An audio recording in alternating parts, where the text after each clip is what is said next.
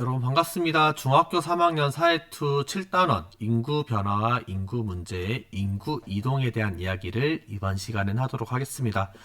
오늘 이야기는 사회 문제와 연결시켜서 이야기를 많이 해볼 건데요. 특히 이제 주요 내용으로는 인구 이동이 유형과 원인, 어떤 유형으로, 어떤 방향으로, 왜 이동하는가 그런 이야기를 좀 해볼 거고요. 그 두 번째로 세계와 우리나라에서 찾아볼 수 있는 인구 이동의 양상을 볼 겁니다. 제일 중점적으로 보고 싶은 내용은 인구 유입 지역과 유출 지역의 변화 부분입니다. 우리나라는 인구 유출 지역이었다가 인구 유입 지역으로 바뀐 대표적인 나라 중 하나입니다. 그러다 보니까 우리나라에서 찾아볼 수 있는 문제들도 예전에는 찾아볼 수 없던 문제들이 대부분인데요. 여기에 대한 이야기를 조금 더 깊게 해보도록 하겠습니다. 먼저 인구이동의 개념에 대해서 보겠습니다. 인구이동이란 원래 살던 지역을 떠나서 다른 지역으로 옮겨가는 활동이다라고 선언적으로 정의를 하고 있는데요. 쉽게 말하면 인구이동은 이사다라고 생각하면 될 것 같습니다. 근데 그 이사가 어떤 유형이냐에 따라서 또 이름을 바꿔서 부를 수 있는데요. 아래에 보면 첫 번째로 이동 범위에 따라서 국내 이동과 국제 이동이라고 이야기를 하고 있습니다. 국내에서 이동하면은 국제 이동, 국제적으로 이동하면 국제 이동이겠죠. 그렇게 정리를 하면 될 것 같고요. 두 번째로 이동 기간에 따라서 일시적 이동, 잠시 이동했다가 다시 복귀를 할 것인지 또는 영구적 이동, 아예 가버려서 다시는 돌아오지 않을 이동인지 요거를 이야기를 해볼 수가 있겠습니다. 다음으로 이주자가 어떤 의지를 가지고 내가 자발적으로 내 의지를 가지고 이동했느냐 아니면은 다른 사람들의 의지에 따라서 내가 어쩔 수 없이 이동했느냐에 따라서 자발적 이동과 강제적 이동으로 구분해 볼 수가 있을 거고요. 마지막으로 어떤 목적에 따라 이동이냐에 따라서 경제적 이동, 돈을 버는 것이 목적이었는지 혹은 정치적 이동, 도망이 목적이었는지 혹은 종교적 이동, 어떤 여러 가지 종교적인 목적이 있어서 이동을 했는지 이런 것들을 간단하게 정리를 해볼 수가 있겠습니다. 다음으로 인구 이동에서 요인, 원인을 한번 살펴볼 겁니다. 먼저 흡인 요인, 흡인 요인은 끌어들이는 요인입니다. 조금 긍정적인 요소들이 많은 원인이라고 할 수 있는데요. 흡인 요인에는 첫 번째로 풍부한 일자리가 많은 경우에 끌어당긴다. 이 정도로 정리를 하면 될 것 같고요. 두 번째로 환경이 쾌적하다. 주거 환경이 쾌적할 경우에는 좀 끌어들이는 요인이 될 수 있겠죠. 마지막으로 교육과 문화시설이 좋은 경우, 이런 경우에도 끌어들이는 요인이 된다라고 정리를 해볼 수가 있을 겁니다. 다음으로 배출 요인을 조금 살펴볼 건데요. 밀어내는 요인이라고 생각하면 되겠습니다. 첫 번째는 임금이 낮은 경우에는 임금이 높은 지역으로 이동을 하려고 할 겁니다. 두 번째로 주거 환경이 열악하다. 주거 환경이 좋지 않은 경우 역시 밀어내는 요인이 될 거다라고 정리를 할 수가 있고요. 마지막으로 전쟁 등으로 인해서 위험성이 있는 경우에는 그 지역에 살기가 어려울 것이기 때문에 배출 요인이 될 거다라고 정리를 할 수 있습니다. 이를 통해서 이제 마지막으로 인구가 늘어나는 지역인지 줄어드는 지역인지를 한번 정리를 해볼 수가 있는데요. 늘어나는 지역 같은 경우에는 인구 유입 지역이라고 표현할 수 있을 겁니다. 이런 유입 지역 같은 경우에는 인구 이동의 결과로 인구가 증가하는, 사람들이 계속해서 들어가는 지역이라고 생각할 수가 있고요. 반대로 인구가 계속해서 감소하는 이동의 결과로 나가는 지역 같은 경우에는 인구 유출 지역이라고 이야기를 할 수가 있겠습니다. 이 흡인 요인과 배출 요인을 가지고 유입 지역과 유출 지역을 나누는 것은 굉장히 중요한데요.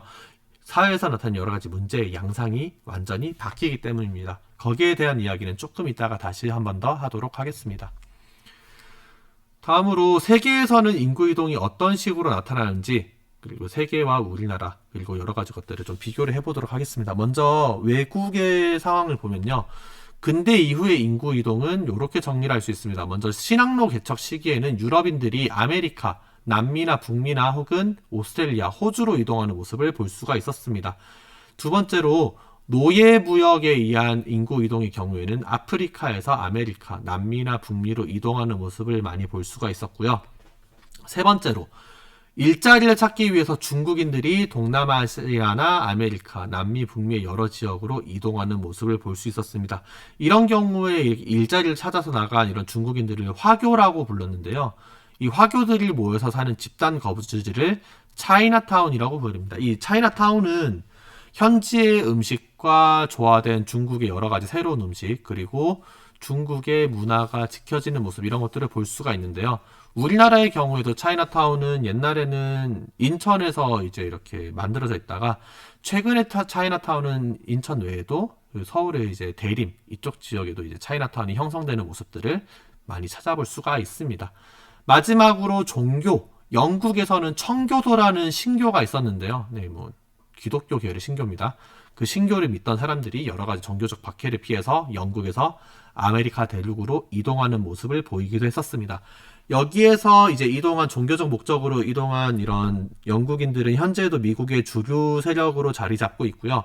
이 사람들을 와습이라고 부르는데, 와습이라는 사람들이 어떻게 지금 미국에서 주류 계층으로 자리 잡고 있는지는 여러분들이 따로 찾아봐도 괜찮을 것 같습니다.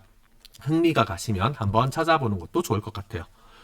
다음으로 현대의 인구 이동 양상에 대해서 보겠습니다. 경제적 이동, 정치적 이동, 환경 난민에서 세 가지 부류를 이야기를 하고 있는데요. 정치적 이동 같은 경우에는 전쟁이나 분쟁으로 인해서 목숨을 부지하기 위해서 도망 다니는 난민들에 대한 이야기를 주로 할 수 있을 것 같고요. 환경 난민 같은 경우에는 환경 오염이나 지구 온난화 이런 것들로 인해서 생존의 목적으로 이동하는 경우를 이야기할 수가 있습니다. 2번과 3번의 경우에 특히 난민 같은 경우에는 최근 시리아 난민 같은 것들이 큰 문제가 되긴 했었는데요. 근데 우리가 이야기하고 싶은 부분은 저기 1번에 경제적 이동에 대한 이야기를 좀 하고 싶습니다. 경제적 이동 같은 경우에는 개발도상국, 이제 뭐 동남아시아에서 선진국들로 들어오는 경우들이 대표적이고요. 우리나라에서 찾아볼 수 있는 경제적 이동 양상은 동남아시아에서 한국으로 하는 경우를 대표적인 양상이라고 우리가 이야기를 해볼 수가 있겠습니다. 그럼 다음으로 우리나라의 인구이동 양상을 좀 살펴보도록 하겠습니다. 1960년대와 1990년대 국내 이동 양상이 좀 다른데요. 1960년대, 여기는 이제 산업화 초기, 여러분들의 부모님 세대들이 주로 되겠네요. 요 세대들을 보면요. 요때는 산업화가 급속하게 진행됨에 따라서 농촌에 비해서 도시의 일자리가 훨씬 많았습니다. 그러다 보니까 취업 등을 목적으로 취업을 위해서 농촌에서 도시로 이동하는 모습을 많이 보였고요. 두 번째로 1990년대 이후의 국내 이동 양상을 보면요. 대도시에 있던 인구들이 도시 주변 지역으로 쾌적한 주거 등을 위해서 이동하는 모습을 많이 보였습니다. 특히 이 시기에 이동하는 주요 목적은 비싼 집값이 가장 큰 원인이었는데요. 그러다 보니까 서울이나 부산 혹은 대전, 대구 같은 또는 광주 같은 이런 도시에서 바깥으로 빠지면서 광역시 주변의 도시들이 급격하게 성장하는 모습들을 많이 보였다 정도로 정리를 하면 되겠습니다. 마지막으로 밑에 있는 내용 볼게요. 1900년대에 우리나라의 1900년대 국제이동 양상을 보면요. 첫 번째로 일제강점기, 요거는 이제 1900년대 초기부터 1945년까지 이야기가 되겠습니다. 이때는 조선의 인구가 중국이나 러시아, 일본 등으로 많이 이동했는데요. 이때는 이제 독립운동 같은 목적 또는 경제적 이주, 그 외에도 일본인들에 의한 강제적인 이주가 주로 이루어졌다 정리하면 되겠고요. 60년대 이후에는 한국의 인구들이 독일이나 미국, 서남아시아 등으로 이동하는 모습을 많이 보였습니다. 이 경우에는 취업이 주요 목적이었다고 정리를 하시면 되겠습니다. 특히 독일로 이동한 사례들은 우리 교과서에도 있으니까 한번 읽어보면 좋을 것 같아요. 세 번째로 90년대 이후에는 우리나라에서 밖으로 나가는 것보다는 우리나라로 들어오는 경우가 특히 많았습니다. 특히 이제 중국이나 동남아 같은 경우에는 여기 중국인이나 동남아인들이 취업을 위해서 들어오거나 혹은 국제결혼 등을 목적으로 들어오는 경우를 많이 볼 수가 있었습니다. 이건 현재까지도 이어지고 있고요. 3번에 이제 중국 동남아인들이 우리나라로 들어오는 것들은 이제 예전에 없었던 새로운 사회 문제들을 만들고 있기 때문에 이 부분들을 조금 더 깊게 정리하는 게 필요하지 않을까 싶습니다. 다음으로 인구 이동에 따라서 사회가 어떻게 변화하는지를 간단하게 살펴볼게요. 인구 유입 지역, 인구가 증가하는 지역 같은 경우에는 이런 변화가 생깁니다. 첫 번째로 노동력이 증가하다 보니까 이 노동력이 경제를 활성화시킵니다. 노동력 증가가 왜 경제 활성화로 연결되나요라고 질문을 한다면 노동력이 증가한 것이 생산에 영향을 미쳐서 경제가 활성화된다 정도로 정리를 하면 되겠습니다. 이 부분에 대한 세세한 이야기는 우리 3단원과 4단원의 경제 이야기를 할 때 조금 더 깊게 이야기들을 하도록 하겠습니다.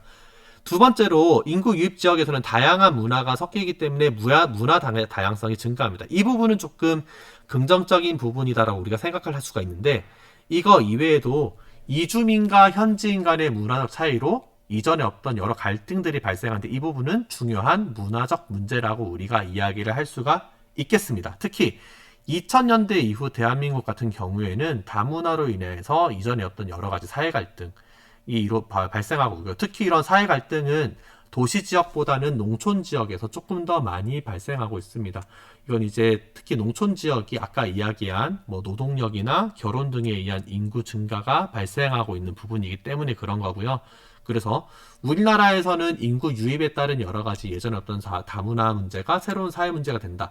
이 부분은 좀 많이 정리할 필요가 있을 것 같습니다. 다음으로 인구 유출 지역은 어떻게 변화하는지를 볼 겁니다. 먼저 최근의 인구 유출 지역은 노동자가 취업을 위해서 나가는 경우가 많기 때문에 이주 노동자가 많은 지역에서는 이주 노동자가 외화를 본국으로 송금함에 따라서 경제가 활성화되는 부분, 이 부분이 이제 큰 긍정적인 부분이라고 이야기를 할 수 있을 거고요. 반대로 취업을 위해서 나갔다는 이야기는 본국에는 노동력이 감소한다라고 이야기를 할 수가 있기 때문에 노동력 감소에 따라서 인재가 부족해지고 그 부족해진 인재가 경기 침체나 경기 성장을 둔화시키는 문제로도 이어진다 정도로 정리를 할 수 있겠습니다. 특히 이제 태국이나 베트남 같은 동남아시아에서는 지속적으로 인재가 외국으로 취업을 하기 위해 나가기 때문에 거기에 따른 성장 둔화 이런 것들이 인구 유출 이런 것들이 경제 성장 둔화로도 이어지고 이런 게 새로운 사회 문제가 되고 있다 정도로 우리가 정리를 해볼 수가 있겠습니다. 오늘 배운 내용 간단하게 이번 시간에 배운 내용 정리해 보도록 하겠습니다. 첫 번째로 인구 이동이 어떻게 발생하는지 흡인 요인과 배출 요인에 대해서 정리를 해봤습니다. 흡인 요인과 배출 요인은 우리가 살아가는 데 있어서도 굉장히 많이 찾아볼 수 있는 여러 가지 요인이기 때문에 한번 정리를 해보는 게 좋을 것 같아요. 두 번째로 과거와 현대, 특히 현대에는 인구 이동이 어떤 식으로 이루어지고 있는지를 세계 차원 그리고 국내 차원, 국제 차원에서 다 살펴봤으니까 다시 한번 정리를 하면 좋을 것 같고요. 마지막으로 인구 이동에 따른 사회 변화, 특히 유입지역, 우리나라에서 어떤 사회 문제가 발생하고 있는지를 주로 정리를 해보았습니다. 이 부분을 조금 더 구체적으로 보면 여러분들 공부하는 데 큰 도움이 될 것 같아요. 오늘 이번 시간에 학습 내용 이 정도로 정리를 하고요. 특히 유입지역에서 나타나는 여러 가지 사회 문제는 잘 정리를 해 주셨으면 좋겠습니다.